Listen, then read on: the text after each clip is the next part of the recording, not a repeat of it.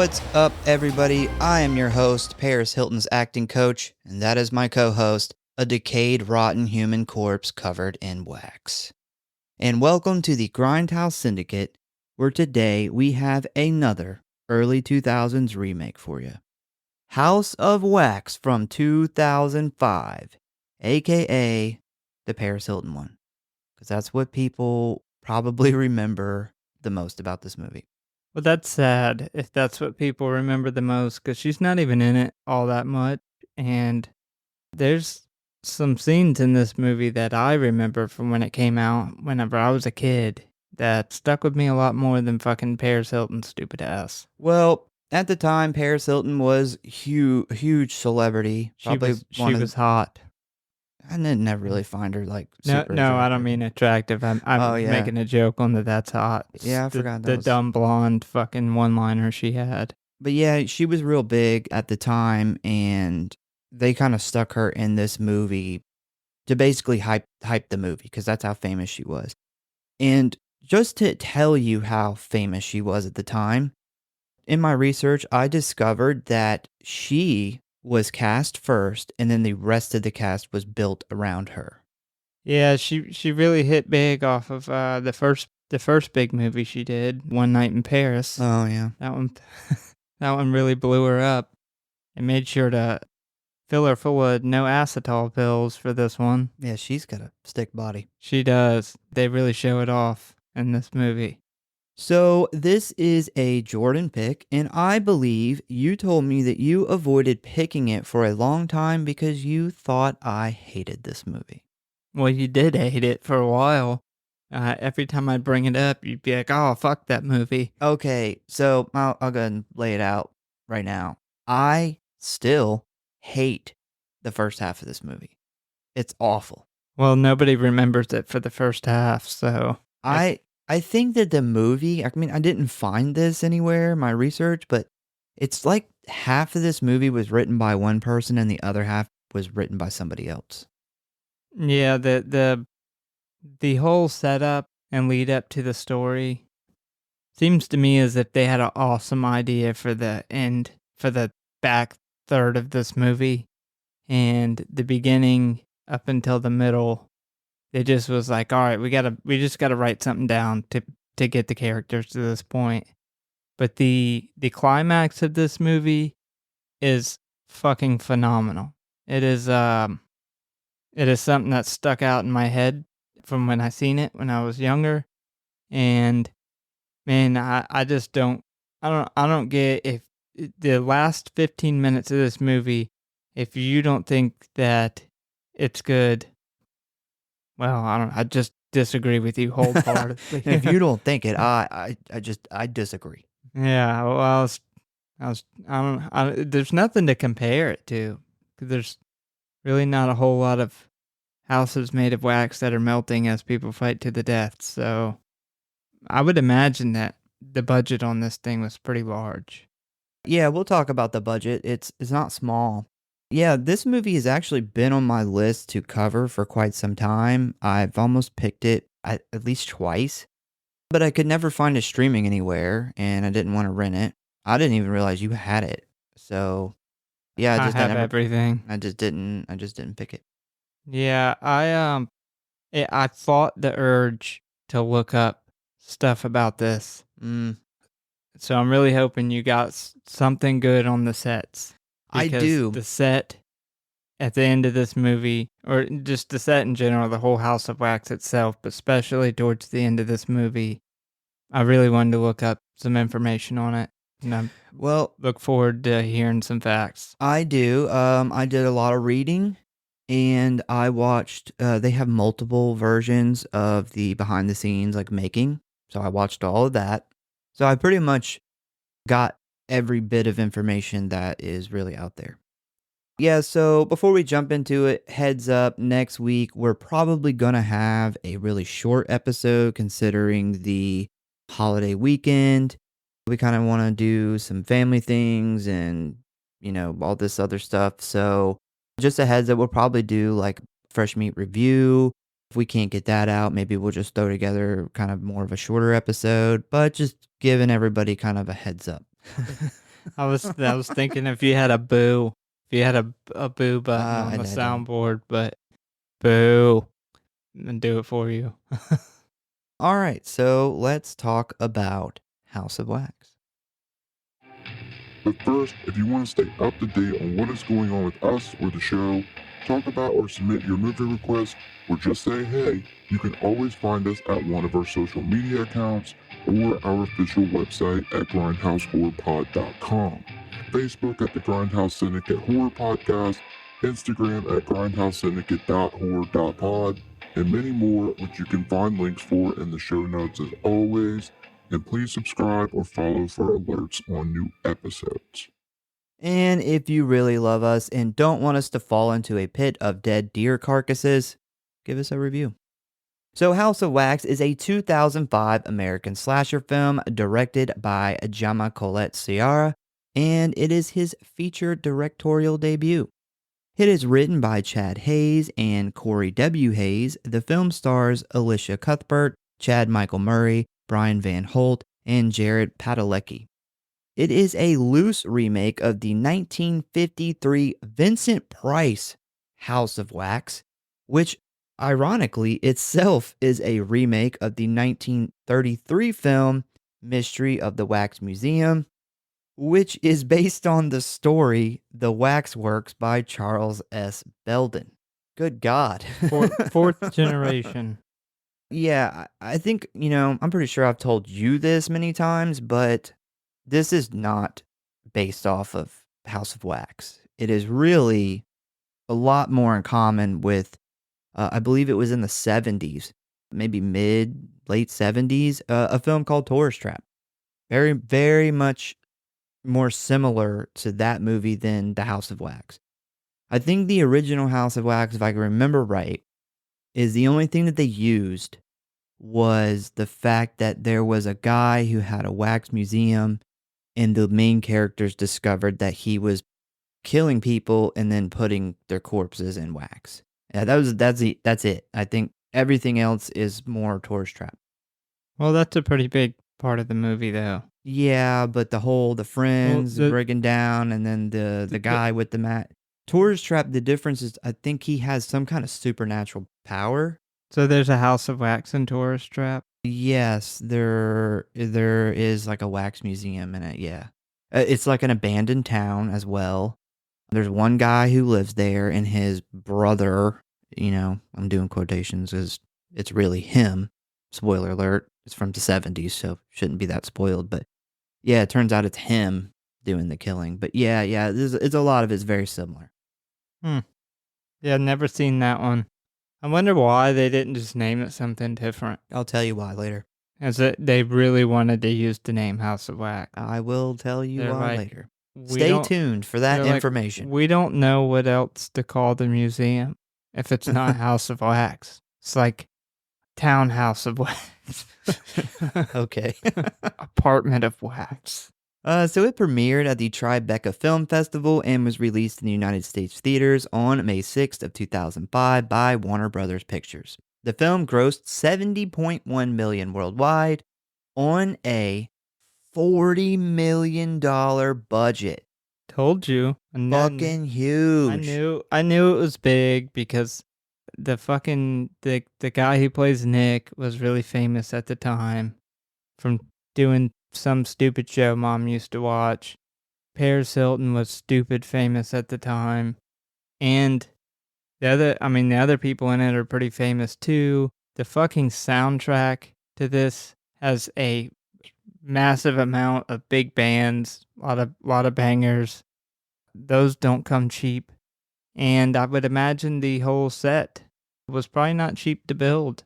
It's very expensive to make a dwelling of wax. You like that? Yeah. The new title.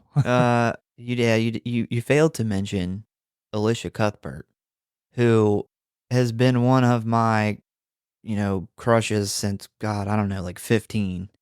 She is like 40, still smoking. Very attractive lady. I would imagine she plays Carly. Yep, she does. Yeah.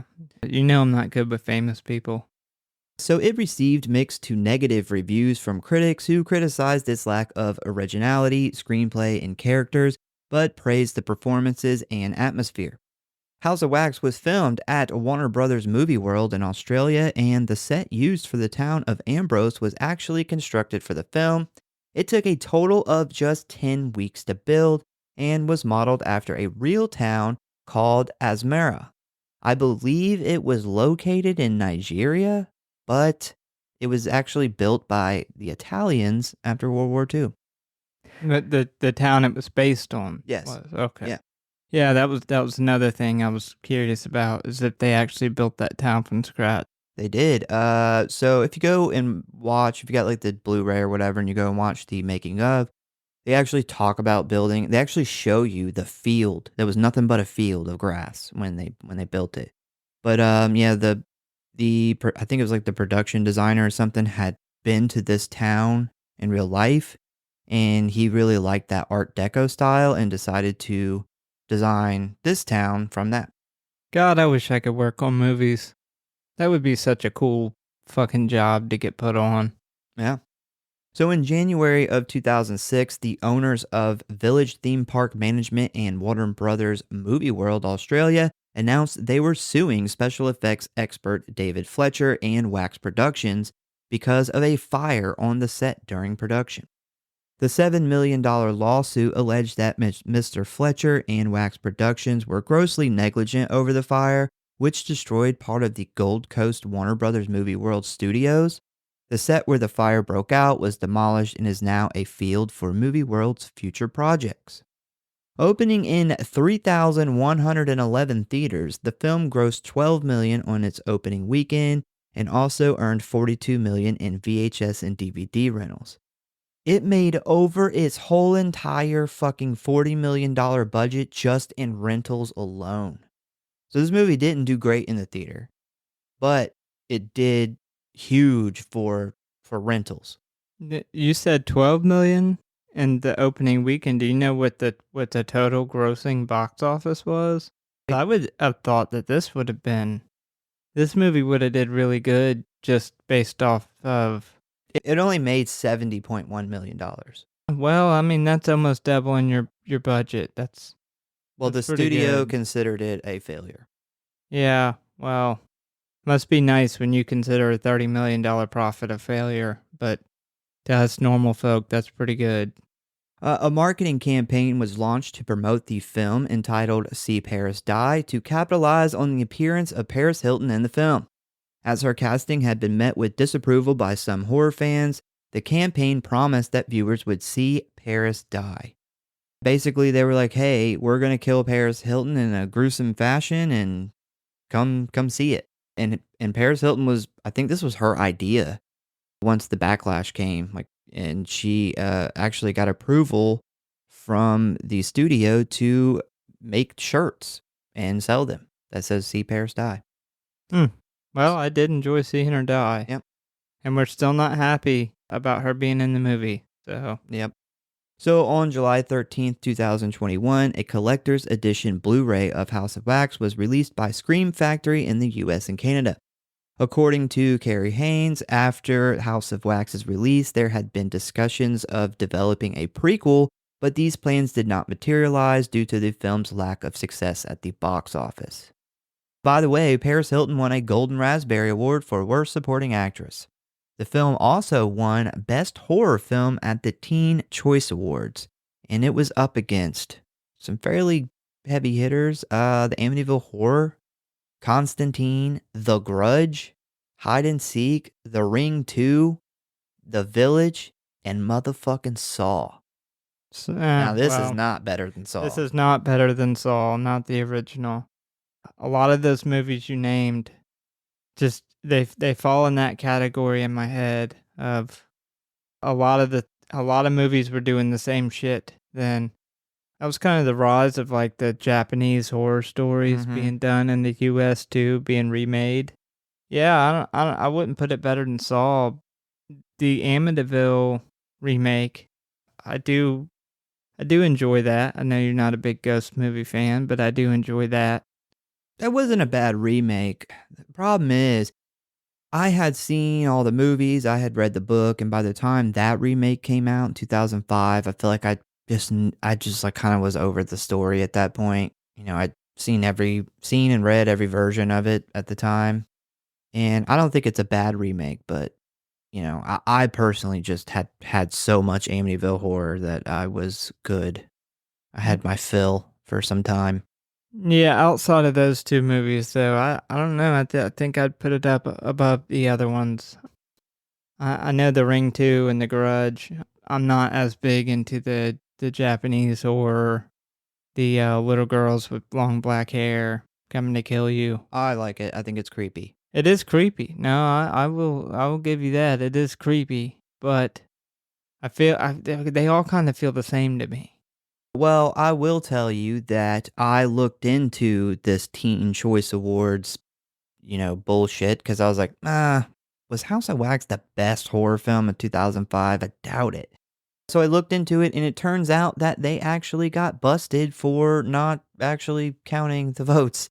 The producers of the award show actually picked the winners like 6, 7 days ahead of time, and it didn't really matter, how much you voted. Turns out it was just kind of some bullshit. So people didn't vote for that. Like they're kids. Yeah. Who cares? Who cares about teens? They're not old enough to vote. All right, so ratings. Rotten Tomatoes, 28%. That's close to the lowest we've ever covered. Yeah, I seen that coming. IMDb gave it a 5.5 out of 10. Letterboxd gave it a 3.5 out of 5. And the average audience rating from Google is a 4.3 out of 5.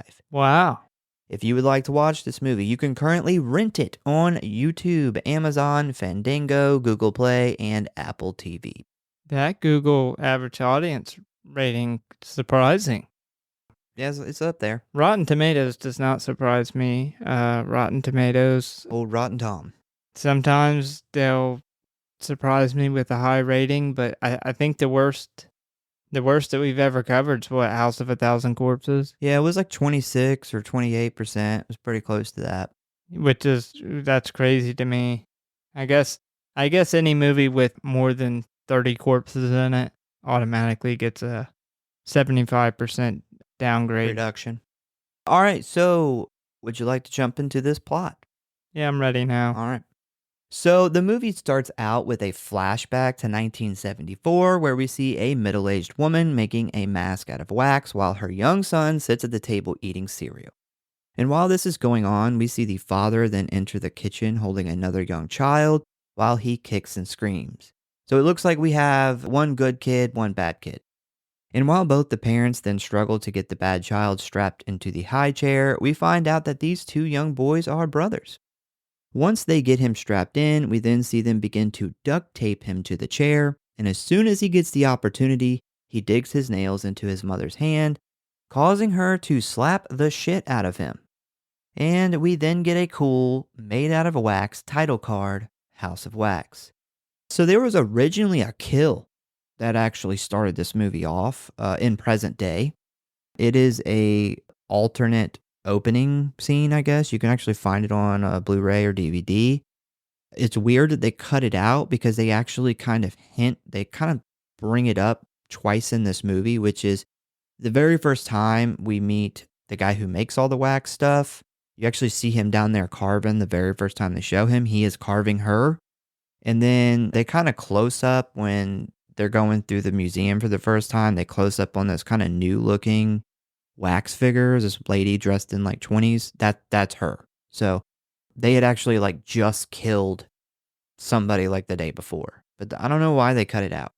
Yeah, that's a shame. I will say the kill's stupid though. It's an awful kill. Maybe that's why it got cut out. But I do love when movies start out with a kill. I do too. Though.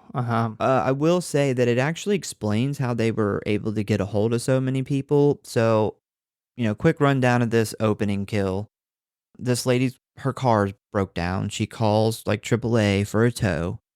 Obviously, these guys have some kind of, deal with AAA. AAA just gets tow truck drivers from other companies. So obviously they're on call. Is it actually AAA? I don't know. It's some kind of So car maybe service. AAA didn't pay up for their Yeah. advertisement. But she calls for a tow truck, and a truck shows up, and the person doesn't get out of the truck. They just kind of sit there. And then she starts like backing away and goes to call, I don't know, the police or something. And he drives his truck at her with his hand outside of the window, manages to grab her by the neck while going like 30 miles an hour. And as he goes to pass her car, he throws her into her windshield, and she bursts through her windshield and dies. And I was like, I don't, I don't think that's, I don't think that you can just grab somebody at 30 miles an hour and hold them with your hand. It's weird. Yeah, that's a dumb kill, but Yeah. I feel like they should have put it in there. They should have just killed her another way. Yep, I agree. I assume that is her fine breasts that he is carving. Yes, Is that yeah, it? yeah, that's her. There's some good wax Nipples. breasts. Yes, nipples. So we then jump to present day, which in this film is 2005, which is almost 20 years ago. Holy shit. Yeah, way to ruin everybody's fucking day listening to this podcast. It's weird watching this movie thinking it's, like 20 years old. That's wild. God, that is weird. Yeah. But yeah, so this is where we meet some of our main characters. We have Carly, Carly's boyfriend Wade, and her best friend Paige. And after a bit of conversation between Wade and Carly, we find out that this group of friends, I'm doing some air quotes again because I don't think hardly any of these people would really be friends, are going on a road trip for the weekend to a football game. And Carly's brother, who Wade dislikes and is a known troublemaker, will also be going. We then meet the rest of our gang here. We have Paige's boyfriend Blake, Carly's twin brother Nick, and Nick's goofy and annoying friend Dalton. Who I will refer to in my notes as Doofus this entire movie. Yeah, I can see that. He's just one of those guys that I see him in a lot of movies from this time. I never really seen it in person, but it's like one of those guys that carries that camera everywhere. Which just one of those annoying, goofy characters too. What was it? My Bloody Valentine had God, yeah. movie's been doing it for years. So, Howard? That was his name? something like they're always Howard. I don't know. This guy wasn't worth me looking back on IMDb to see what his name was, so I just called him Doofus, and that was it from there. Yeah, we also kind of begin to see that Carly's brother Nick, total fucking douchebag. And this is one of my problems here, is I hate these fucking characters. Yeah, the problem I had with him, because I mean he is a fucking douchebag. I think he overplays the douchebag. That's what I think they overwrote the douchebag. There's douchebag in real life, but this is like too much. Like it's almost unrealistic. Unrealistically too much.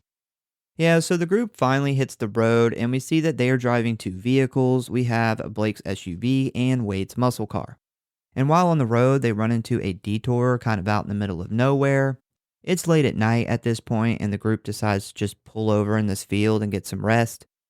So they exit the vehicles and begin to set up their tents and stuff, and during this time, Carly pulls Paige to the side, where we find out that Paige is pregnant and still hasn't told Blake. We also see that, as everyone else works to set up the camp, Nick sits his lazy ass down in a chair and watches them. Who the fuck is just like, hey, we should pull over and camp here?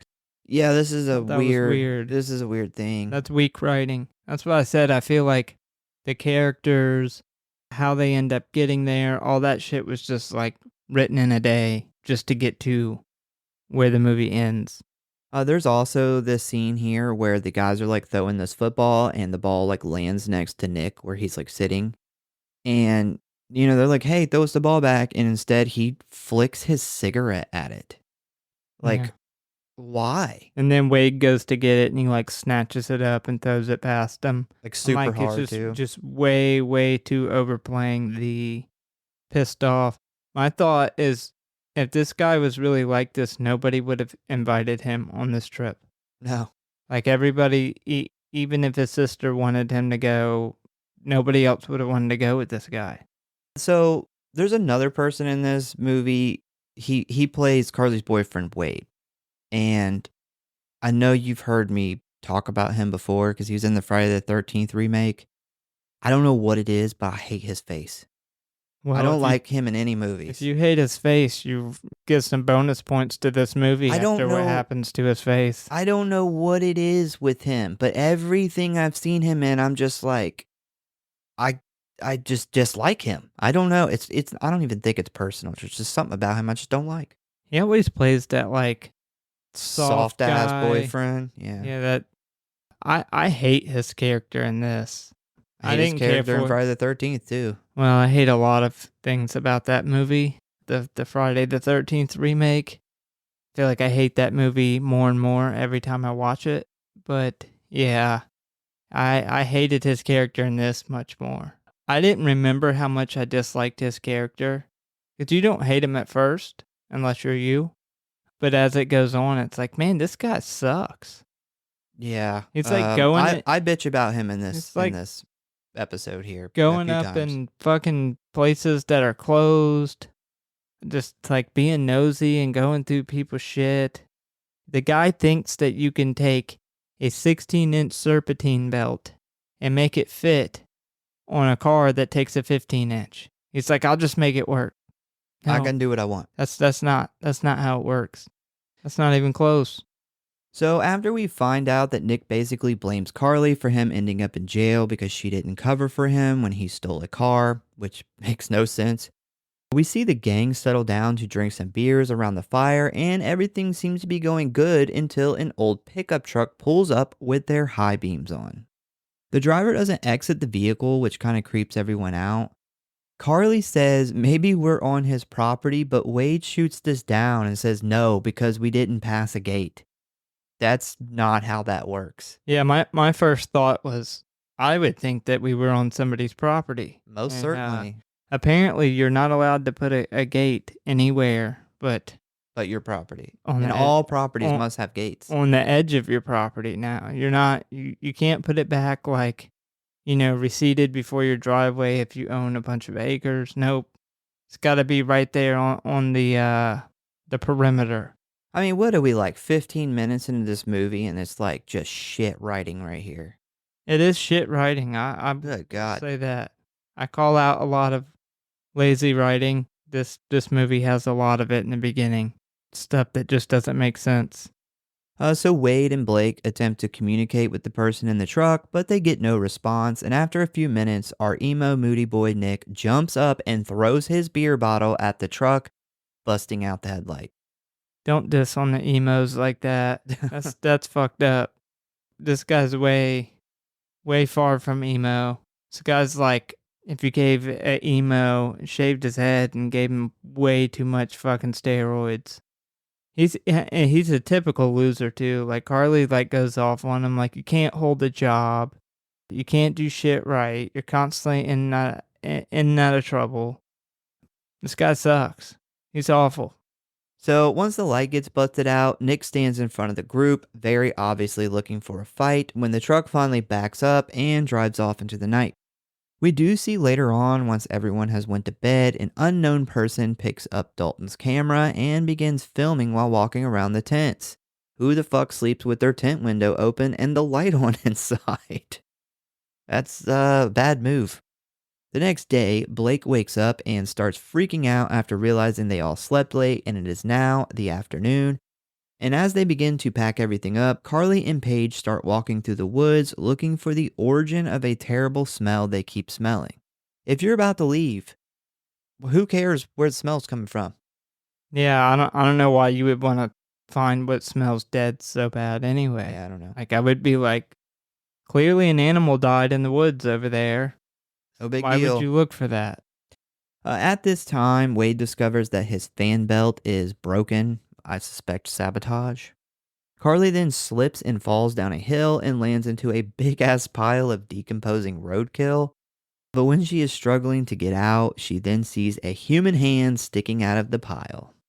If I were her, I would throw those fucking clothes away forever. I would just leave them there. I may have saw my arm off. Like her arm went pretty deep in that what is goop? I Kinda guess it's goop. just decomposing piles of massive amounts of roadkill. I don't know where they live, but A lot of dead apparently animals. nobody draws with lights at night either. So the whole group then runs to rescue Carly, and once Wade pulls her out, they then see another old truck pull up. At first, they believe it is the same truck from the night before, but they soon realize that it does not have the busted out headlight. So they meet this guy who is bringing fresh roadkill to the pile. Carly asks him about the hand, when we then find out that it is just a mannequin hand. And honestly, this guy seems pretty friendly. I absolutely loved when he pulls that hand out and holds it up and he says, "Anybody need a hand?" That's Nobody thought it was funny. I thought it was I would have laughed. That's a knee slapper. If I was there and somebody said that with everybody thinking it was a dead body and there's all this like intensity and he's going to grab it, I would have thought that was really funny. It's just this group really doesn't have a very good sense of humor They don't have a lot of things. unless it's filming each other making out, which I thought was another really weird thing about this movie. Doofus just kept filming every makeout scene there was. So he could take the footage back home and have alone time with it. Wade then tells the man about his broken fan belt, and the guy tells him that a man named Bo, who runs an automotive station in a small nearby town named Ambrose, may have what he needs. So this is where the group then decides to split up.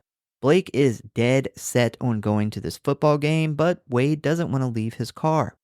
So Blake, Nick, Dalton, and Paige all leave for the game, while Wade and Carly accept a ride from the roadkill guy up to Ambrose for the fan belt. You can almost smell this guy's truck. Like, you know it's awful.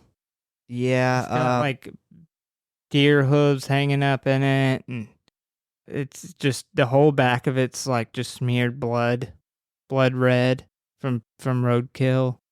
This guy looks like he might smell worse than the roadkill itself. he at least matches the roadkill.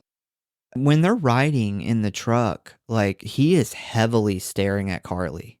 Like, he's like I haven't felt a woman's touch in years. Yeah, I thought it was really creepy when she goes to change her shirt and He's trying to look. almost every one of the guys there are trying to cover her up. Like, Doofus is holding a shirt to block it, and then Nick and Wade are both standing there to block it, and he's like trying to look around them so hard. But I mean, I guess they couldn't really say anything because he was giving them a ride. But I would have been like, fuck it, I'll walk. You look like you could be a pecker wrecker.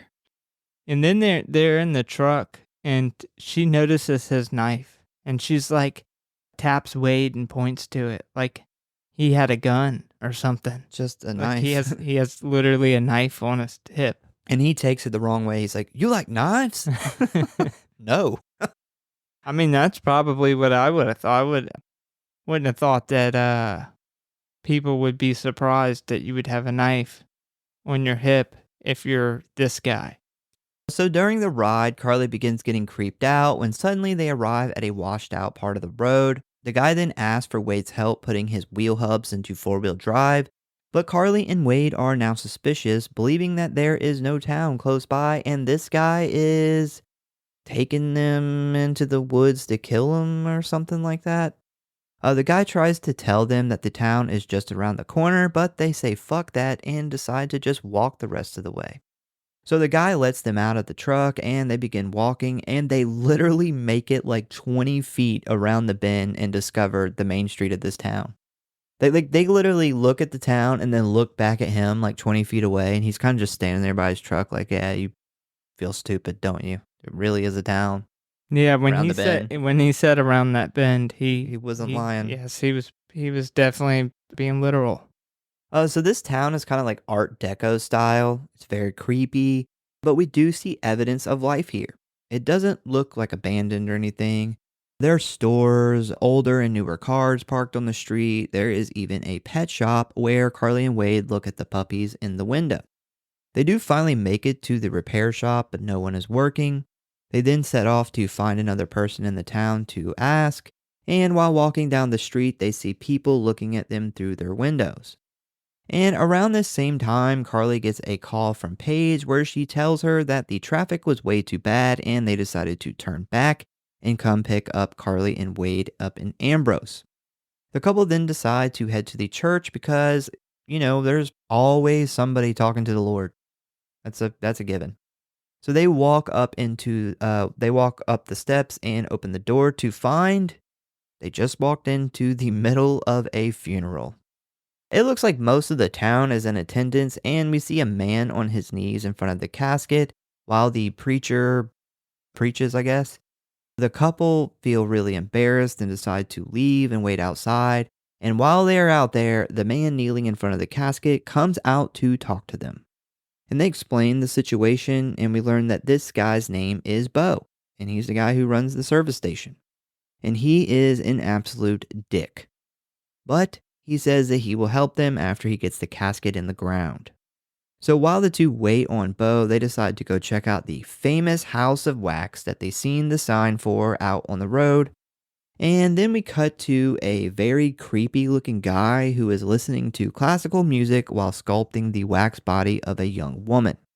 This was the woman that was supposed to originally be the first kill. So when Wade and Carly walk up the door, Wade discovers that the building itself is made of wax. And I don't think that this building would pass a building inspection.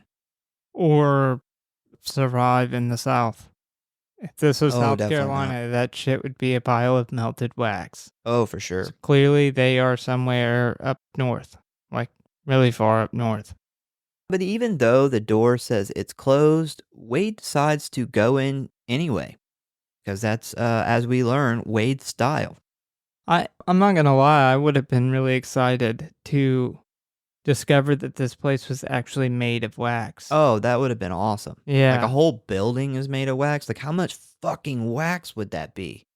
That is impressive. Dump trucks full of wax. And it's not just like a shack made of wax. It's like a massive 2-story building, like really nice concrete looking walls. Yeah, they designed it off of this like little mansion or something, I think they were saying.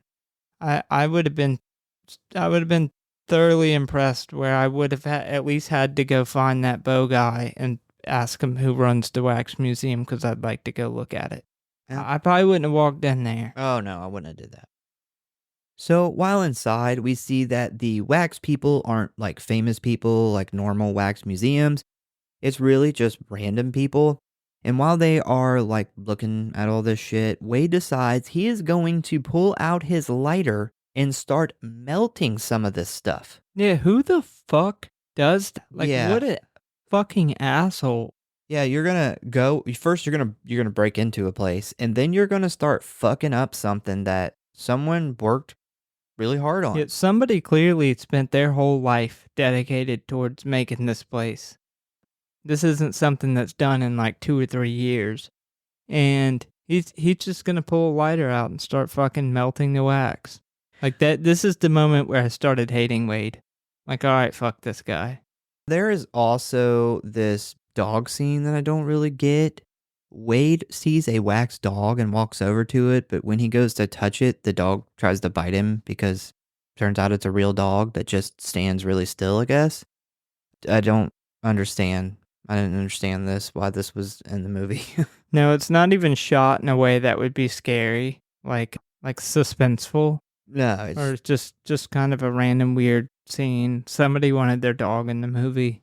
I guess it's You know when you see like a kid who's a really shitty actor and you're like, oh man, that must be like the director's nephew or something. like He's a trying to get in a Nepo movie. baby. Yeah, that had to be the dog. So Wade sits and starts playing a piano while Carly looks at all these small sculptures, where she discovers that the wax maker's name is Vincent. This becomes kind of important later on. She then looks into a mirror on the wall and notices someone in a mask watching her through the window. And it is Joey Jordanson. Oh my God, he does look like him. Why the fuck is Nick and Dalton pissing like 6 inches apart? Yeah, that was in my notes too. All these woods and you literally elbow to elbow pissing. Yeah, that There might be some stick poking or whatever's I going don't on know. there. Okay, I'm never heard I'm that phrase before. I just made it up. We then They're, see like, looking at each other's dick too while they're, like, it's looking over each other's shoulder. yeah, Like, "Bro, that's not you have realistic. the entire woods." Like, I mean, most horror movies, they go, like, 50 feet away to pee. Nope. They're like, "Do you wanna go pee on the same tree and watch each other wiener as we do it?" Well, Blake even, like, walks up to him and is like, "Are you guys gonna fuck?" Yeah. So we then see that the rest of the group has returned to the camping site, and Blake has decided to let Nick and Dalton go to the town to pick up Carly and Wade, and while he and Paige do the dirty. Back at the town, Wade has broken into another fucking business where we see him going through all of Bo's fan belts in the car garage. Turns out the shop doesn't have the right size, but then Bo shows up and informs him that he has the size he needs up at the house. So the three then walk the couple of blocks to Bo's home, and while they are walking, Carly asks about the House of Wax. Bo then tells her that it used to be this big attraction ran by a woman named Trudy. Carly then brings up Vincent, and Bo tells her that Vincent was one of Trudy's sons. He then tells them the story of what happened. So, Trudy's husband was a man named Dr. Sinclair who lost his license for doing surgeries on the side. They then moved to Ambrose and started the Wax Museum, and everything was fine until Trudy got a cyst in her brain. This caused her to go crazy to the point that her husband strapped her to the bed. This caused Dr. Sinclair to become depressed, where he eventually shot himself. And this caused Trudy's sons to end up in foster care. Once they finally arrive at Bo's, Wade asked to use the bathroom. I'm surprised he even asked. You would think he would just break in and use the bathroom. He was going to. Yeah. He's like, "I don't really care if this guy says no or not. I gotta go in this house and go through his stuff." Bo then tells Carly to wait inside his truck, and once he grabs the fan belt, he will give them a ride back. So once Bo and Wade head inside, Bo goes upstairs to change while Wade looks for the bathroom. We see that inside this place is a wreck, just a bunch of weird junk everywhere. And of course, Wade just can't resist going through shit that isn't his. Yeah, he's, like, touching on stuff. He's, like, picking, like, I guess what was old medical equipment, like surgical equipment and stuff, and playing with it. Like, man, the more I watched this movie, the more I could not wait to see him fucking die. Yeah, I mean, if he would have just went in pissed, came back out with the Carly, he, may have made it through this, but he decided to, I'm just going to walk into this bedroom and fuck with shit. Yeah, yeah. I would have never noticed any of this stuff because I wouldn't even have went in house to piss. I would have never went in the house. I'd have been like, I'm gonna go around the side of the house and piss real quick. So while he's inside, he discovers that this house was Dr. Sinclair's house where he did surgeries. Meanwhile, outside, Carly realizes that the truck she is sitting in has the broken headlight from the night before. She starts honking the horn, which gets Wade's attention when suddenly the lights in the room shut off. Wade attempts to get out, but the door is now locked. And then we see the weird masked dude come up from a secret door in the floor and cut Wade's Achilles tendon with a large pair of scissors. He said, "You won't be just walking into places anymore, Wade." Wade tries to escape, but now he can't walk. We then see the creepy guy stab him in the ribs, causing him to fall down. And while on the ground, he gets kicked in the head and knocked unconscious. And this Achilles cut, this was one of the things that always stood out to me in this movie. That always makes me cringe. This movie does a really good job of having very cringy injuries, I guess you would put it. Like things that in a typical horror movie wouldn't seem that bad. Your Achilles being cut would, but say for example, like your finger being cut off or something, you wouldn't think that's all that bad compared to what happens in most of the movie, but very cringy. Definitely having your Achilles cut in half by a pair of scissors would, I would imagine, be pretty excruciating. Oh, yeah. So we then see Bo come out, and he acts like Wade is still in the shitter. Carly is very suspicious and uses her phone to record a voicemail on Blake's phone of this interaction with Bo. Bo ends up attacking Carly, but she is able to get his truck started and get away, but she manages to wreck it at the end of the driveway. I feel like Bo is one of them guys that's like women drivers, right? He's just that guy. It's in the deleted scene. Yeah. Carly ends up losing her phone in the truck and she runs off. Now, in my opinion, this is where this movie does a complete turnaround. Like I go from I hate everything that we've talked about so far. But at this point, I think this is a turning point for the movie. Like I honestly think like next few times I go to watch this movie, I'm probably just going to start it from this point. It's when Wade gets his Achilles cut. Yeah, that's like literally we're good. We're good from here on out. He also, did you see what he was looking at on the wall in the house? Yeah, he was looking at, I know he's seen like the Dr. Sinclair medical thing and all that Yeah, it stuff. was like a Dr. Sinclair, and it was some type of medical certificate for Vincent. And it's just some hints to show you that the story that Bo told them was not quite true. No. So we then see Wade being dragged into Creepy Mask Guy's basement of Death Workshop, where he cuts Wade's clothes off, injects him with some kind of paralyzing liquid, sews up his wounds, and removes all of his body hair with hot glue. He then places Wade into this like metal contraption, and Wade is conscious throughout this whole ordeal. He just can't talk or move. We then see a fire start to heat up the large batch of wax, and once it gets nice and bubbly, we see hot wax sprayed all over Wade's body. And this is where we realize that all of the statues in the wax museum are real fucking people that these dudes have killed. Yeah, Awesome reveal. This is another one of those scenes that definitely stuck out to me.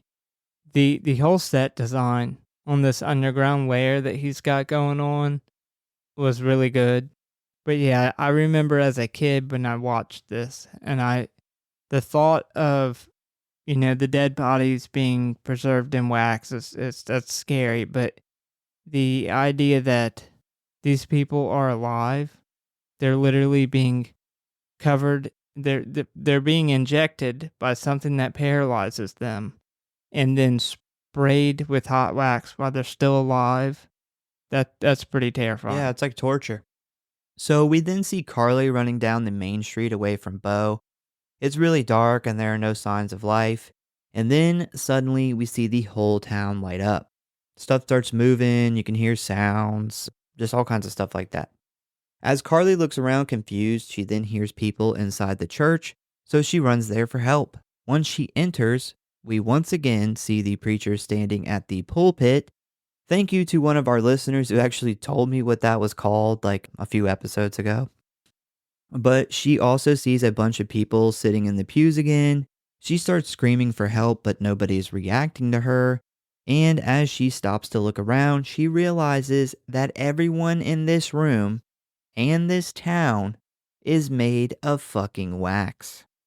Oh, and she also discovers that this is Trudy's funeral, and her body has also been turned into a wax version of herself. So we got really, really fucked up mommy issues going on here. What's really weird is when they first walked in, like Bo was kneeling at this casket praying, doing whatever mock funeral. Like, how often does he do this? Every day. Does he go He's a mama's boy. Yes, does he go pray to his mom, reenact her funeral with the whole dead town covered in wax? Is that just like that's his hobby? His brother does wax. His hobby is just doing fake funeral for mom. Bo then walks in, forcing Carly to hide under the priest's, I guess it's probably got a name, but I would consider it like a gown. I don't know what that's called. I'm sure Mr. Christopher Hansen will know. Somebody will let me know. But yeah, so she hides like under his gown or whatever, and her head is just inches away from these old, wax-preserved, dead dick and balls of this guy who's murdered who knows how long. Yeah, I also thought about that. That's pretty awful. Well, I'm glad you did, because I thought, I don't know why my brain thinks about these things. Yeah, Bo ends up finding her, and she gets away and runs back towards the town, but he ends up catching her in the street. She tries to yell for help as someone looks out of their window, but nobody comes. Good thing she didn't knock his nutsack off. No, she knocks the arm off, and it's Yeah. it's all like bloody and dead inside still because it's been preserved. Oh, imagine that mess. It's like mummy balls. She went to go crawl out from under, and you just see like a wax-shaped thing of balls just splat on the ground. Break apart. Bo then carries Carly into the basement of the service station, turns on a radio, and duct tapes her to this weird metal chair device thing. And while this is happening, Carly notices these scars on Bo's wrist, and I won't keep you in suspense. Bo was the crazy child we seen getting strapped into the high chair in the beginning, so we know this guy's unhinged. He also blasts some Marilyn Manson while he's doing it, if that wasn't some foreshadowing. So while this is playing out, we see Nick and Dalton arrive at the washed out road, and they decide to park the truck and walk into town. They then approach the service station looking for Carly and Wade. They find no one at the station, so Nick tells Dalton, "You go in that direction and look while I go in the direction of the store." Never split up in an unfamiliar, creepy place. Unless No. you're with Doofus. I would have sent him off too. He's probably tired of being with that guy. Bo then superglues Carly's mouth shut and heads back up to confront Nick and Dalton. So down in the basement, when Bo is leaving, did you see all the Polaroids of the girls in this chair that he stuck to the wall? I mean, No. there's like fucking, 50, 60 Polaroids of these girls in this like torture chair. No, It's creepy. no, I didn't see that. I don't Kind even. of a strange place to do this at too, because he's like right under the main street. Well, nobody comes there though. Yeah, I know, but you would think you'd do this like where if in case somebody did, that somebody wouldn't hear the whole thing going Oh, on. yeah. Yeah, I don't even want to know what goes on down there, because when you have a torture chair for women, it's not good. Yeah, So while Nick starts talking to Bo about Carly and Wade, we see Carly begin to like break free of the chair. Bo tries to tell Nick that he hasn't seen the couple. Nick gives him a hard time about it, and he then hears a muffled scream from Carly down below. We see that Carly is under a vent in the ground trying to get Nick's attention by sticking her finger through the grate. Nick doesn't see this, but Bo does. Bo then bends down, acting like he is trying to tie his shoe, when he pulls out a pair of wire snips and cuts the tip of Carly's finger off. He then tells Nick that maybe his brother helped the couple and they may be up at the house. He offers to take Nick up there to see, and Nick agrees. you would think I wouldn't. As many horror movies as we do, like a finger cut off, not something to praise practical effects for. But this is a really good finger getting cut off. Yeah. With a pair of wire snips. Oh, that's It's that's rough. awful. You see his fucking face after he did it too. Oh, he's Like how happy he was that he because he's caught her fucking finger. he's fucking unhinged as fuck. I mean, obviously he's been crazy since he was a child. Yeah, he's a bastard. As they are walking off, Bo pulls out a knife secretly, and we then see Carly painfully rip the glue from her lips and scream for Nick's help. Nick hears this and punches Bo before he can get him with the knife. Nick then runs into the service station where he locks the door and goes down to the basement to save Carly. We then see Dalton enter the House of Wax. Apparently, nobody can resist this wax museum. It's literally made out of wax. It is a house Gets everybody. made of wax. It would be hard to resist. Not gonna lie. But while Dalton is looking around, he finds Wade sitting at the piano. Wade looks a little strange, I would say. Dalton tries talking to him, but of course he doesn't answer. Dalton thinks this is weird and pokes Wade's face, only to discover Wade's skin feels like wax. We then see Wade's eyes move very quickly as he tries to speak. Dalton then tries to peel the wax off, but instead of skin underneath, we see Wade's flesh and bone. This is one of my favorite parts of the movie. I think this is my favorite part of the entire movie. Whenever I was a kid, this was the moment I realized that the people were still alive even after the fact. Like, they didn't die in the seat from all the heat. Like, they literally had to sit there until their bodies starved to death. And holy shit, fucking doofus, if he does not quit peeling that motherfucker's face off, I'm like, Yeah. why would you continue to do that? Because like, he's dumb. If that was my friend and I did that, I'd be like, oh fuck, like, I gotta go get help. I don't know what to do. Like, I would not be like, oh, I'm sorry, bro. I'm gonna literally rip your entire face off. Yeah, I thought about it, and I was like, man, I guess they just, eventually starve to death, which I think it takes like 3 weeks to do that. But actually, upon further thinking, Infection. they would, that, or, they could die from dehydration. That only takes 3 days. Yeah. Yeah, that's probably quicker than the infection that they would get. Still miserable death. Also, the whole time we see Dalton like peeling the wax off, which is really like his skin, you can see this like perfectly still Wade is crying.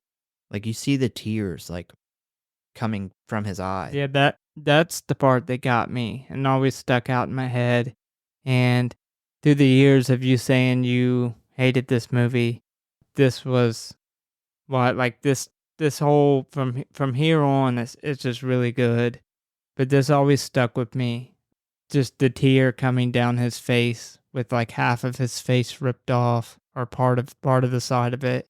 And then coming up we get this awesome shot of literally half of his face skin getting knocked off. Oh yeah, so Dalton tries to help Wade when suddenly creepy mask guy, who I'm just gonna tell you his name now because It's I think not Joey Jordanson. no, I think most people kind of figured it out at this point, but this is Bo's brother Vincent. So this is the guy who makes all the wax stuff. So Vincent comes up behind Dalton and wildly swings a big knife at his head. Dalton's spidey sense must have been tingling because he ducks that shit, causing Vincent's knife to cut off half of Wade's face, which looked awesome. It did. Looked great. And Wade deserved it. Damn. He did. You don't go up in somebody's house, start trying to light wax museum shit on fire. You're going to try to use a 16-inch belt when you need a 15. What a bastard. Yeah.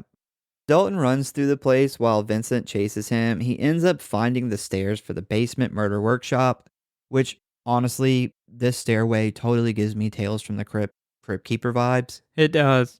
He ends up pushing Dalton down the steps where he falls to the bottom. Vincent walks over to him and uses his two very fancy daggers to make a pair of scissors and stabs Dalton in the neck. Wasn't a fan of the daggers. They were kind of weirdly placed in the movie. Like, you got daggers this fancy, but what's the story of that? He doesn't need like a signature murder weapon. He literally uses wax. Like, that is his signature. He doesn't need some they're like some super sharp Asian daggers with like some super custom carved. He got them from the kiosk in the mall with the ninja stars. His one trip to the city. Maybe they got somebody who had just left the flea market. Like, every flea market's got the knife place. Wild, crazy knives. Mm-hmm. Yeah, somebody had just left there and they pulled them off the interstate. So we don't see the kill completely, but Vincent then grabs Dalton's legs and begins dragging his body away, and you see he has no head. OJ would be impressed. As the camera angle changes, we then see Dalton's head on the floor, completely detached from his body. Vincent's not worried. He's like, I'll just sew it back on and cover it with wax. It'll buff out. No, he's clearly done this before. And he did a good job, too. Yeah. Till they fucked it up. I will say that if you watch the behind the scenes about the special effects, they actually show more the full shot of Vincent dragging the body, and it actually looks way better. Yeah, I was. They kind of cut it short. It's something I had in my notes earlier on with this being as much money as they put into it. It's a big studio movie, and they brought all these big time actors in. I wonder how much of this movie got cut for the ratings, because there was a couple kills that they cut short or only showed a scene where we didn't get to actually see it. And I don't think it was from lack of money for practical effects or lack of ability to make a really cool practical effect kill. I wonder if there's a good bit of this that got chopped up. Well, I will tell you from what I do know, I don't know what all got chopped up, but I will tell you that it was, not like something the director wanted to do, and it definitely wasn't lack of money, and it was not lack of good special effects team. So it has to be because of ratings. Oh, so back at the service station, Nick realizes that Dalton has the keys to the truck, so they can't escape yet. Carly also brings up Wade and says that she is worried they will turn him to wax, which confuses Nick. She then tells him that everyone in the town is dead and made of wax, but she then remembers the old lady in the window. They try to seek help from her, but they quickly discover that she is wax too, and the window thing is just like a rod hooked up to a motor. Back at the campsite, we see Paige and Blake about to have sexy feel-good time when the music suddenly stops. They've really taken their time to have sex. It's been a long time now. Remember, they were like about to have sex when It was daylight? when they first sent Nick and Doofus off. Yeah. While Blake heads outside to the tent to turn the radio back on, he notices he has a voicemail from Carly. As he listens to it, he hears the altercation between Carly and Bo, but before he can really react, he gets killed. We don't get to see his kill though. Paige, who is going to bed in the tent, hears someone getting inside with her. She then turns on the lantern to see it is Joey Jordison. No, it's Vincent with his long hair and fucking creepy wax mask. Speaking of the wax mask, I think what makes it really creepy is that the uncanny valley thing. Because it looks like a face, but there's just something, like it's not a bad looking wax. Like if you had to make a face out of wax, it's actually really good. But it has that, like, you can tell it's not a real face. Like there's just something missing that makes it look real looking. Yeah, like a skin tone or complexion. So it's almost white. Yeah. I really, really like the cinematography in the shot right before she cuts the light on, because you can actually see his creepy ass hair and his long hair and like the outline of him crawling up, like up to her chest level. And then we get the awesome shot, of course, where she turns the light on and we get to see his face close up for a very quick moment. Very creepy. Yeah, this movie doesn't do a lot of jump scares. It does a couple, and they're pretty good. I'll give him that credit. Oh, so Paige escapes the tent where she sees Blake lying with a large dagger stuck in his neck. So she runs off and ends up in this like industrial building. At first, it kind of looks like some Freddy Krueger boiler room shit. She tries to hide, but Vincent cuts all the lights on, and we are shown that this is the place where Bo and Vincent put all of the personal items of the people they killed. We see clothes and suitcases and even like a crate of cell phones. She ends up grabbing this jagged metal pole for protection, but as she is walking on the catwalk, she gets her foot sliced from below. She is able to escape this though, where she ends up hiding inside of an old car, formerly owned by one of the victims. Vincent ends up finding her and he opens the door to try to grab her. She then escapes out of the back door of the car and takes off running again, but she left her handy dandy rusty pipe. Vincent then picks up the pipe and starts to pursue her. She tries to hide again by crouching down next to another old car, but as she peeks her head up, Vincent throws the pipe like one of those Olympic spear thrower guys, causing it to go right through Paige's forehead. She falls back but rebounds off of a chain link fence behind her, propelling her forward, causing the other end of the pipe to stick into the ground, and then we see Paige's head slowly slide down the pipe. She doesn't make it all the way down it though. She just kind of like goes halfway. So she's like propped up with this rusty pipe going through her head. And with that, Paris Hilton is dead. Well, her character is dead, not the real one. Paris Hilton ended up dead on her knees. Oh, that's Two out of 2 for her movie career at this point. that's cold-blooded. She was on her knees, impaled by a pipe. Nothing new for her. I thought this kill was completely super unrealistic, that he threw a pipe through 2 glass windows through her head and still with enough force to throw her body up against a fence. But the practical effects in the post-kill of her head sliding down the pipe, I did enjoy that.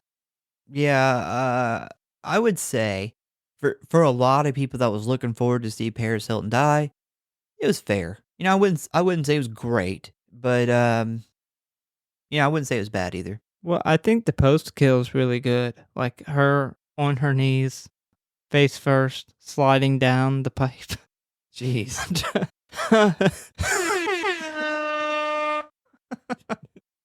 Yeah, well, I thought that looked good. I thought She's really giving some head. The head to that pipe. Oh man, yeah. I wonder, going back to the whole them cutting some other kills. I wonder what all they had to cut out to keep this in, because I know with there being a whole thing with Paris Hilton dying in a movie, like horror fan, them marketing that prior to the movie, that they wanted to keep as much of the practical effects of her sliding down this pole. It originally went through her mouth. We talking about the I don't know rusty what we're talking pipe about. or the director? It's some pipe, obviously, for her to get in this movie. So back in town, Nick and Carly head to this sports hunting store where a mannequin is in the window with a crossbow. Nick shatters the glass and steals the weapon, but soon after, Bo fires a gun at them, missing and hitting the door. The two then run off and into a movie theater where we see all of these dead wax people in there too. This is the point where I was like, good God, how many people have they killed?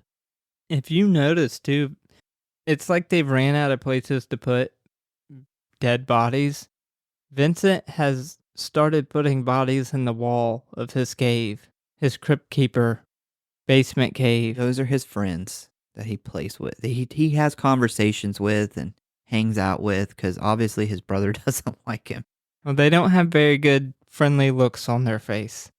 They No. look like they died in pretty awful ways.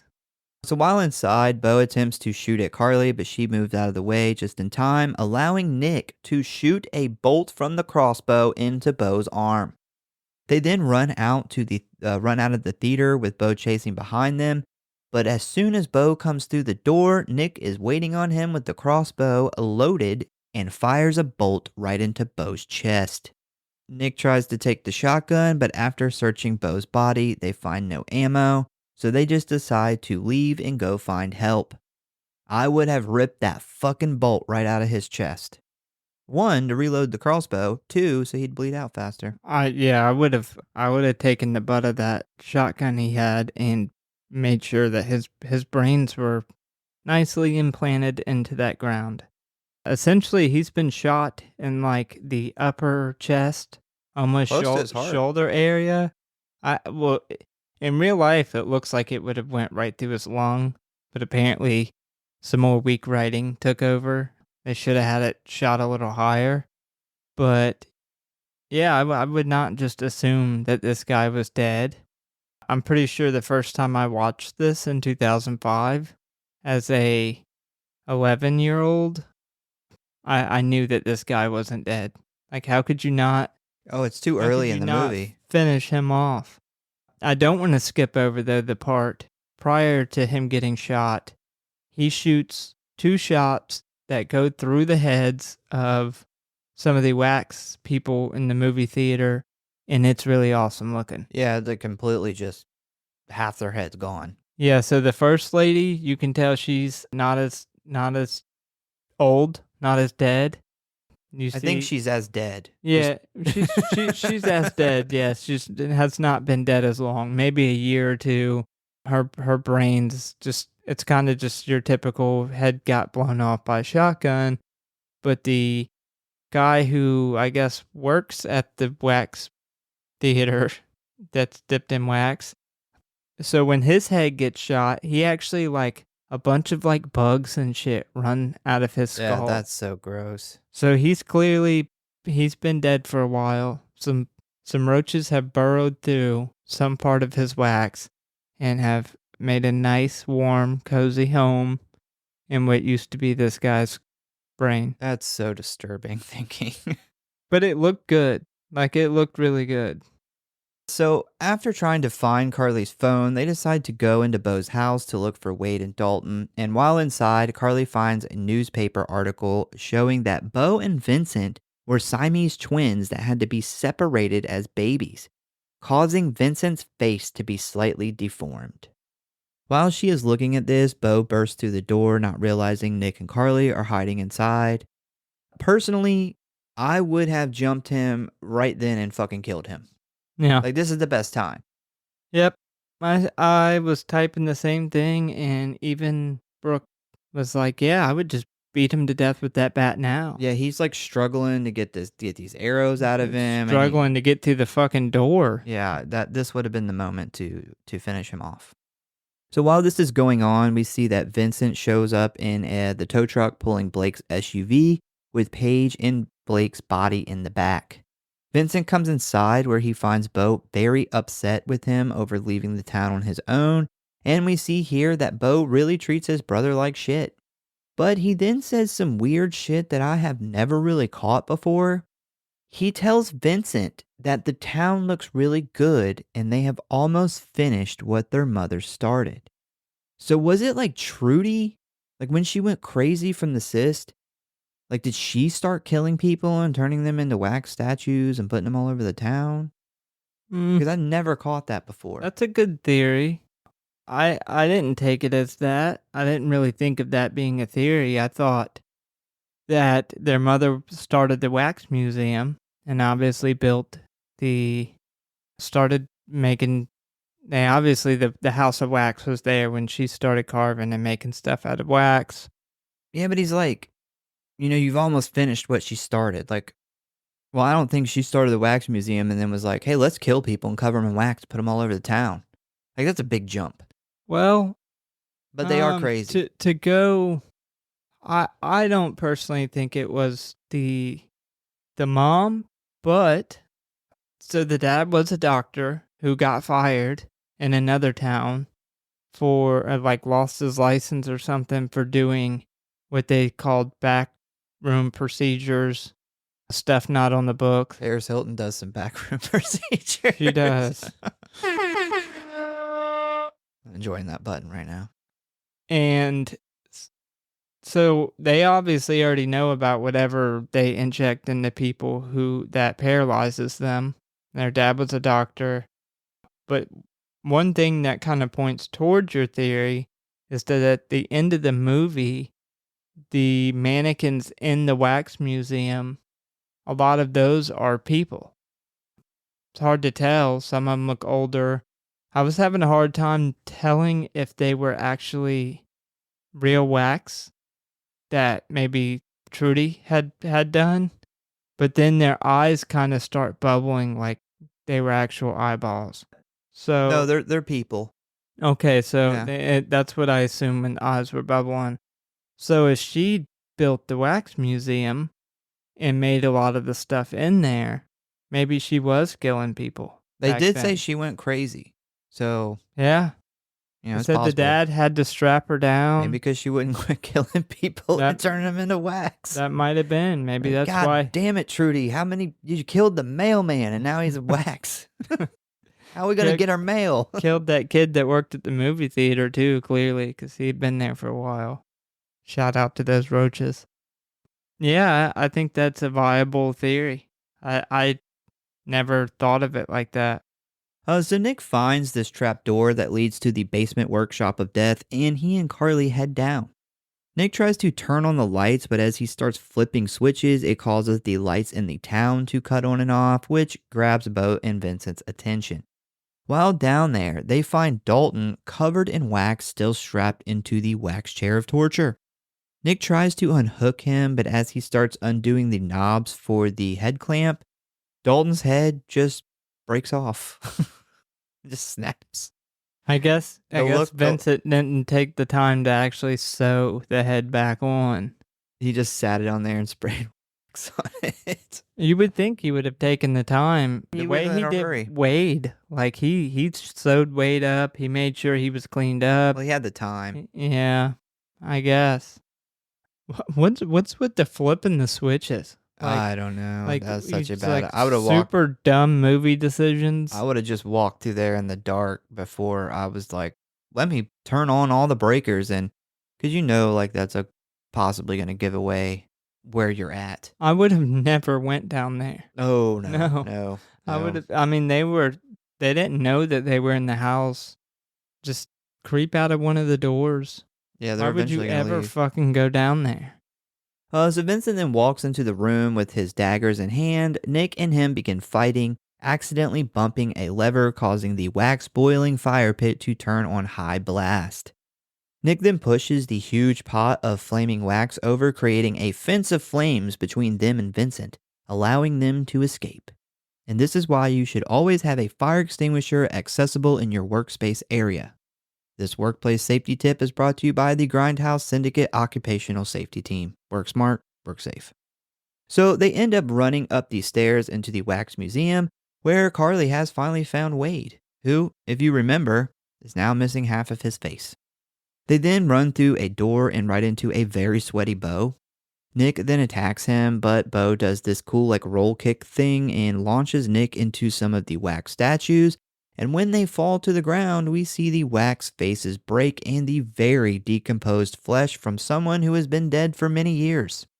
And another hint that it may have been Trudy. I am so glad they put this in there because I'm sure everybody that was watching this movie were thinking how does the wax coating affect the decomposition of the body?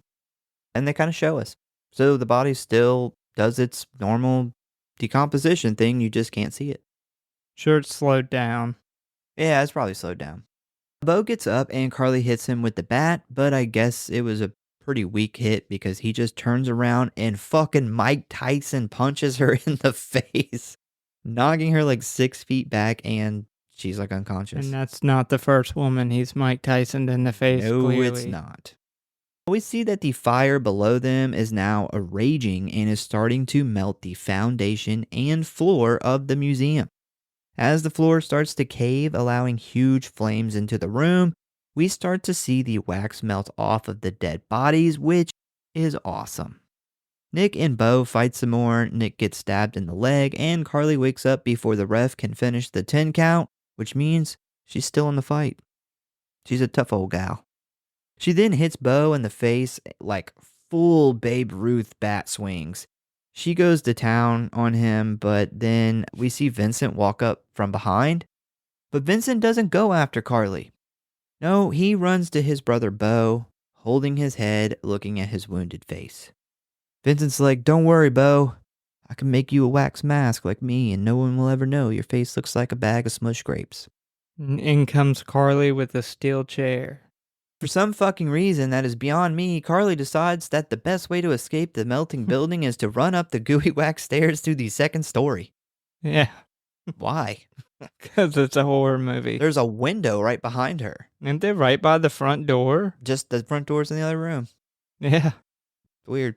It's from, yeah. Vincent's Run too up. busy planning his wax mask out You for know, Beau. as soon as I realized the place was melting, my first thought would have been, we're going to have to kill these people outside, but I got to get the fuck out of here. I can't Can't stay here. I can't get buried in wax that's melting. And then she starts running up the stairs and her feet are sinking into the wax.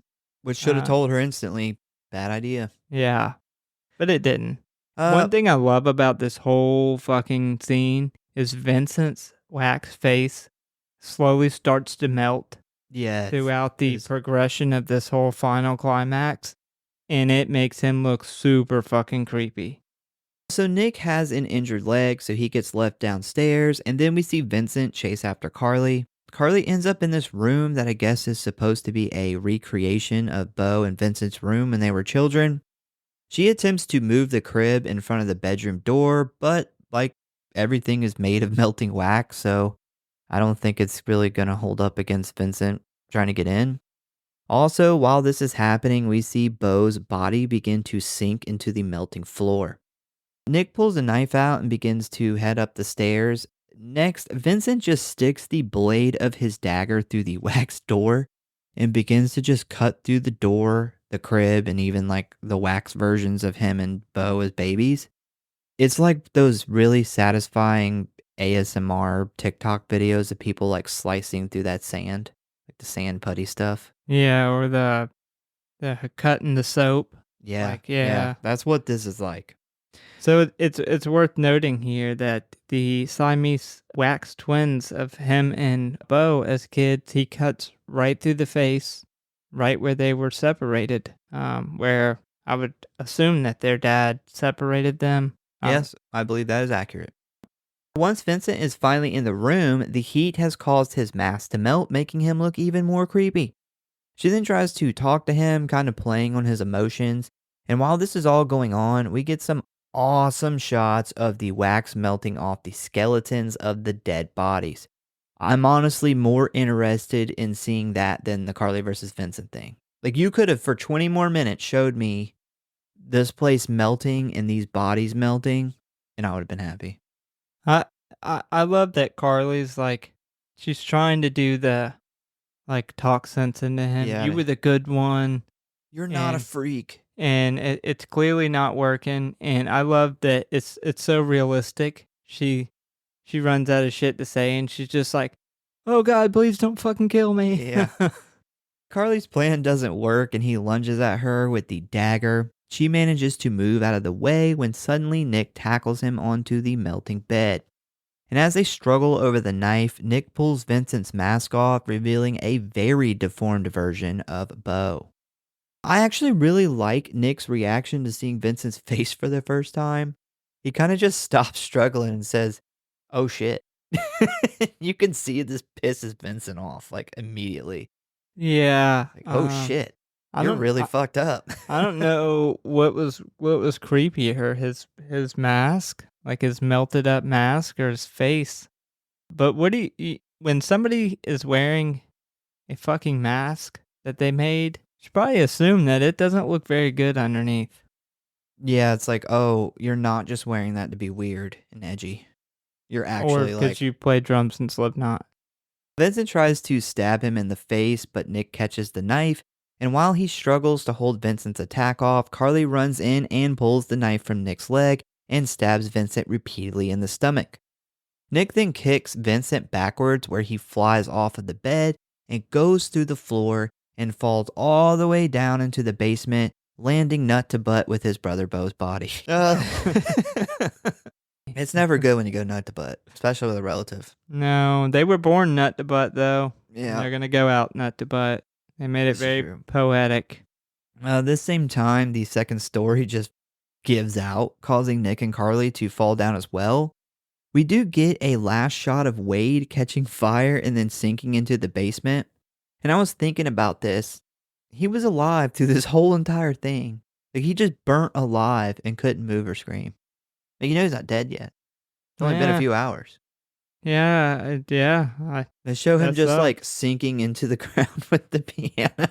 I was like, oh, fuck. This is a really bad day for Wade. yeah. This is why you don't walk into places that you don't own. This is why you don't go through people's shit. This is why you don't try to use the 16-inch belt when it takes a 15. You don't do bad stuff. This is true. Take this as a lesson.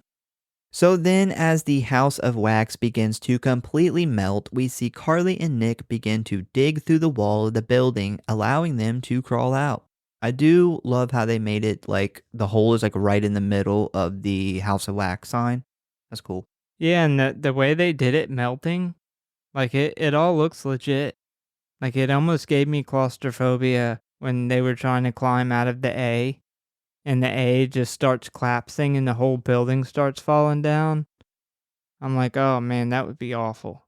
Because my thought would be, when this shit hits the ground, this hole we made is going to give out, and we're just going to get enclosed and basically buried alive in wax. Max. We're going to get buried alive in Max. As they are crawling out, we just see the museum begin to slowly collapse. It reminds me of when you let the air out of one of those jump castles. Just sadly deflates. As they escape and stand by the road, watching the building just turn into a big-ass puddle, we do get one last glimpse of Beau and Vincent, and this was the first time I realized that the way they're laying is kind of how they were born. Oh, you thought that the nut to butt thing was just the director was like, this would be cool if they fell nut to I just I just thought like, one lands on top of them. Their brother. I thought it was weird. I thought it was a weird call. The next day, we see a ton of police there. I had the captions on, and you can't really hear it, but they show it on the screen. One of the cops say that they have found 70 and counting bodies so far. That's got to be a record. Yeah, I mean, that's believable, though. They got the whole movie theater, the whole church, all the houses, and apparently a entire cave. The cave walls filled with people. Vincent's like, I'm keeping this one. These are my friends. This one's staying close. Nick sees a cop walking with Dalton's camera in a bag. He tries to get it back, but an older officer walks over and tells him that it is evidence now, and he tells them that they are going to get them to the hospital soon. Why the fuck haven't they took them to the hospital already? I don't know. It's like 70 cops arrived, and still no one's taken them.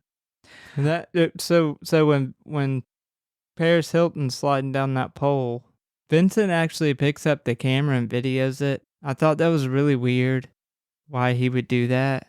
But now they're going to have a really awesome homemade video, just like One Night in Paris. Yeah, I thought about that when he stole the camera. I'm like, they don't know that's on there yet. So they're going to get home and go to watch it, and they're going to be like, oh, fuck. Yeah. We then see the ambulance take off with Nick and Carly inside. Nick then pulls the bagged camera out of his jacket, showing that even though he stepped up to be the hero here, he's still a bad boy at heart. We then see the cop get a call from the station where it is revealed that the Sinclairs didn't just have 2 sons, they had 3. The ambulance then passes by the roadkill guy sitting on the back of his truck, petting Vincent's dog, waving at Carly as she is carted away to the hospital. We then get an overhead shot of the town of Ambrose one last time as the screen goes black. And that is the end of House of Wax. Cue the My Chemical Romance. So that meth head fucker was taking them there. What a bastard. Yeah, he was. It's weird there's no pictures of him. They didn't give a fuck about him. Yeah, I mean, he's not in the little short in the beginning. Maybe he's just like way younger than them, possibly. I don't know. I guess he could have been. I don't know. Well, they've been killing people for 18 years. This town's been abandoned, they said, for 18 years. So we assume that there's been people dying for 18 years. I don't know. What do you think? They're about in their 40s? I'd say anywhere between like 37 and 43. Okay, so at say 38, that means they would have been 20, around 20 when they started killing, which would have been around the time the mom died. She was pretty old. She did look quite old. We assumed the wax kept her pretty much looking the same as when she died. So yeah, she looked like she was probably like fucking 70. She aged in the wax. Yeah. Vincent, you can't stop age. Vincent covered her in wax like 10 years before she died. So let's talk about some interesting things. So Alicia Cuthbert, the goddess that she is, got stuck repeatedly in the melting wax bed while filming the final scenes for the movie, because the wax in the bed was actually peanut butter. She also insisted on using real glue on her lips instead of prosthetics for the scene where Carly's lips get glued together. She's fucking hard. She's hardcore, man. Yeah. I don't know how that went. I know that was one of those scenes we were talking about that's just cringy, like, fuck moments. When she has to rip her lips open, Yep. it's pretty gnarly. So there were numerous reports of people cheering in the theaters when Paris Hilton's character was killed. Oh, that's great. Director Jaume Collet-serra admitted in an interview with Fangoria magazine that this film was basically a remake of Tourist Trap from 1979. So I'd been right.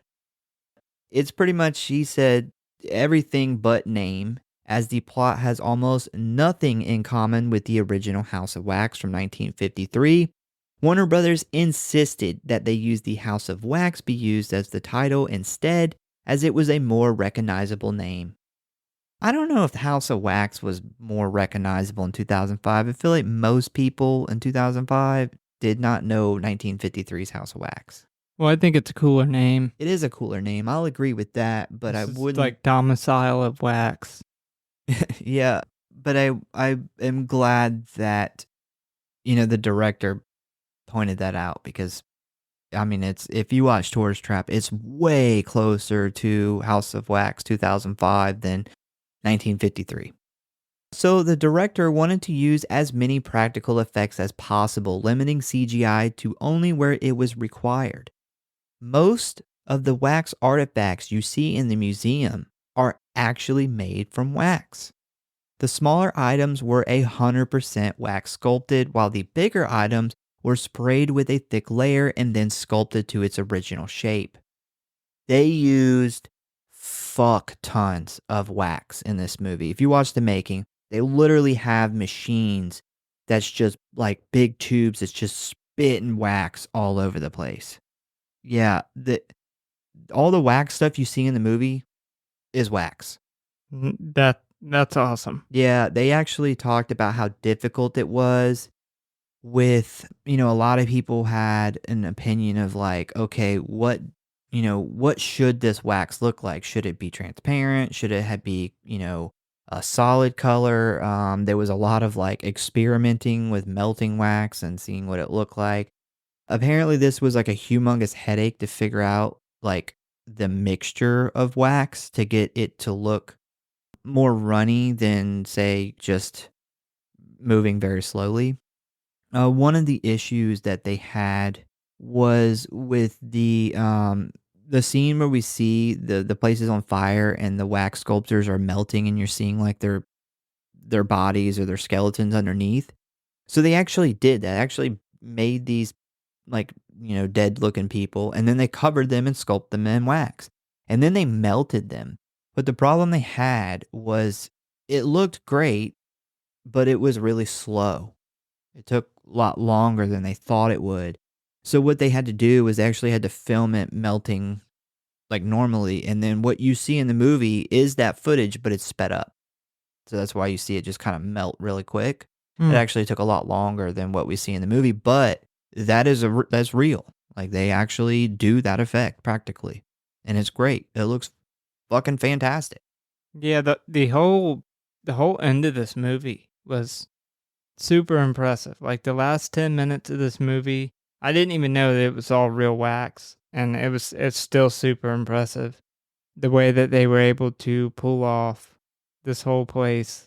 Thought the pacing of the final scene too, like they did a really good job of showing the characters and the whole fight, but also the dismantling of the entire wax museum as it melted. Thought it was done really good. Yeah, so when it comes to the finale, the museum itself was done using multiple 1/3 scale models depicting different stages of the melted building.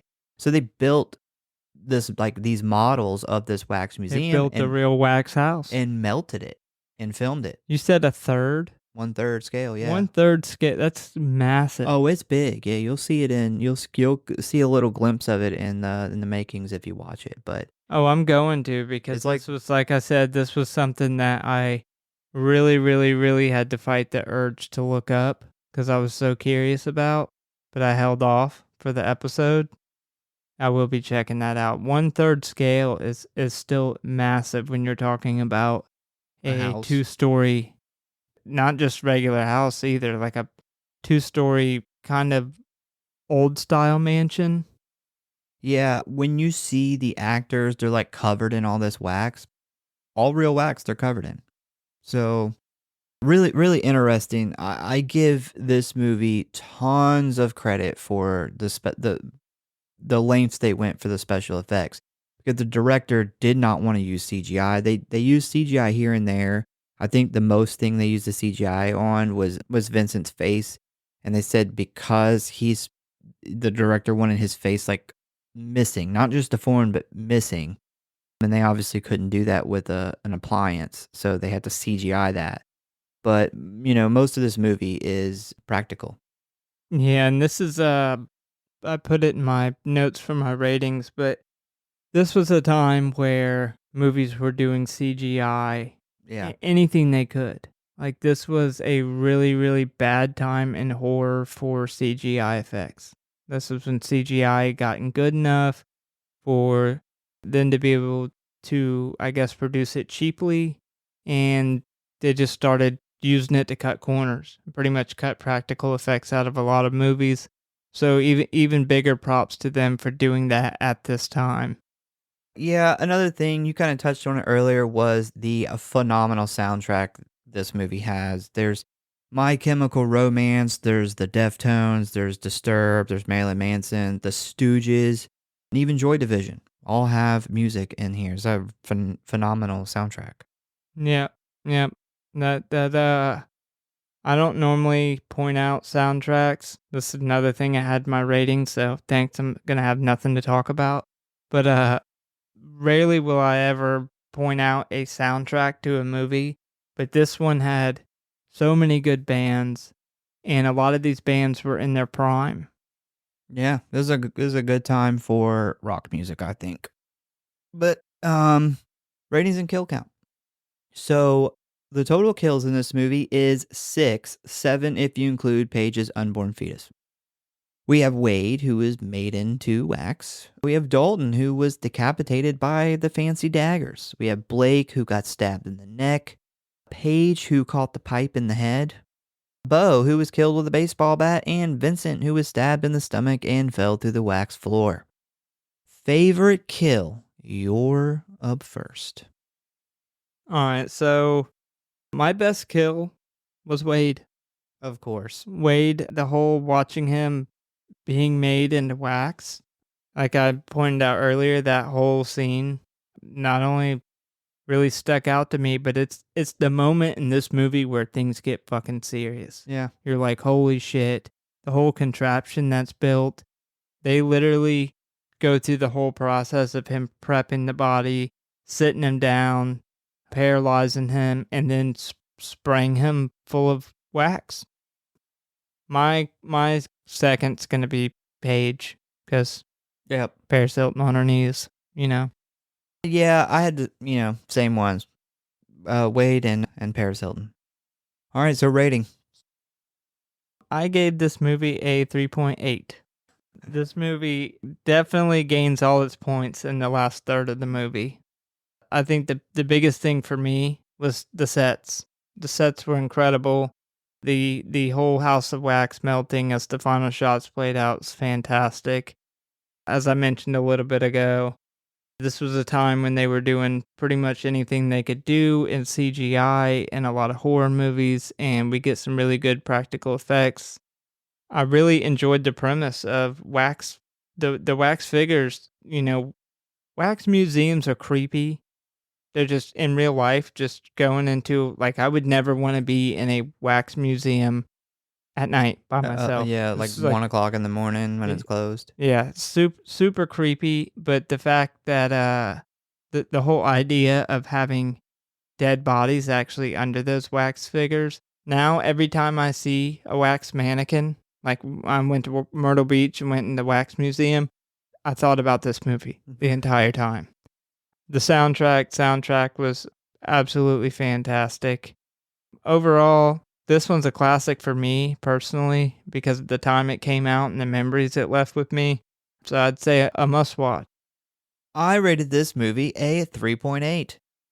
I hated the characters. The only character I like is Carly. Wonder why. Yeah, I may be a little biased. The dialogue in the first half sounds like it was written by 14-year-olds. I wouldn't say the acting from at least half the cast was great. It does get a little repetitive in the second half, though, because I feel like there's a lot of scenes where somebody hides and then, Vincent or Beau look for them and find them. And then they run and they hide and then they look for them and find them. That happens, a good chunk of the middle of the movie. But the town is excellent. The dead wax people, 10 out of 10. The melting building, awesome. The killers, Beau is like, eh. Vincent is great though. He's really creepy, scary killer. Beau just seems like he's a domestic violence guy, so Because he is yeah, a domestic violence guy. I don't really find him scary. But yeah, I mean, honestly, if I was to rate the first half, I'd rate it a fucking 1.5. But the second half is just so good and it has really cool stuff in it that we don't see very often. So, yeah, I feel good about that 3.8. Second half saved it. Yeah, so once again, we thank you guys for listening. Please give us a follow or like if you enjoyed the show. Check out the website, check out the socials, tell a friend, a family member, or Paris Hilton about the show. We hope to see you next time. Any last words? One night in Paris. Ever go nut to butt? Don't go nut to butt with a relative.